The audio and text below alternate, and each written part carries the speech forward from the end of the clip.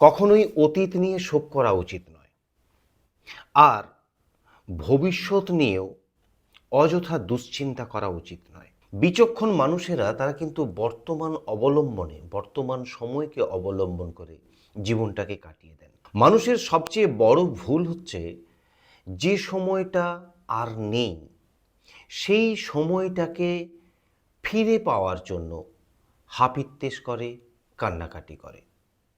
আর যে সময়টা এখনো আসেনি সেই সময়টায় কি হতে পারে অথবা কি না হতে পারে, এই চিন্তায়, বরং বলা ভালো দুশ্চিন্তায়, বর্তমান সময়টাকে বেশি করে কাজে লাগিয়ে দেয়। আমরা সবাই জানি অতীত আর ফিরে আসবে না, তবুও তাকে নিয়ে শোক করি, হাপিত্যেশ করি, আর সেই শোক আর হাপিত্যেশ করতে করতে এই বর্তমানটাকে নষ্ট করে দিই।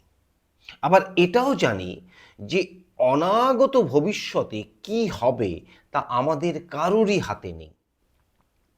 তথাপি কি হতে পারে এবং না হতে পারে এই দুই দোলাচলতার চিন্তায় আমরা আমাদের বর্তমানটাকে নষ্ট করি। কিন্তু শাস্ত্র বলছে বর্তমানেন কালেন বর্তয়ন্তি বিচক্ষণা। যদি কেউ বিচক্ষণ হয় সে অতীতের জন্য শোক করবে না, আর ভবিষ্যতের জন্য দুশ্চিন্তাও করবে না। সে বর্তমানটাকে সুন্দরভাবে কাজে লাগাবে। কিভাবে? প্রতি পদক্ষেপে সে চিন্তা করবে কি করছি, কেন করছি, কখন করছি, কোথায় করছি এবং কিভাবে করছি। এই যে কিভাবে করছি, এইটা কিন্তু লাখ টাকার প্রশ্ন। এর উত্তর যদি কেউ সঠিক পেয়ে যায়, কিভাবে করছি মানে সৎভাবে নাকি অসৎভাবে, যদি সৎভাবে হয় চোখ বন্ধ করে সে কাজ করে যাবে, তাতে তার কোনো দুশ্চিন্তা হওয়ার কিছু নেই। আবার পরবর্তী ক্ষেত্রে অতীত নিয়ে দুঃখ করারও কিছু নেই, আর ভবিষ্যৎ নিয়েও দুশ্চিন্তা করার কিছু থাকবে না, কারণ সে সৎ পথে আছে।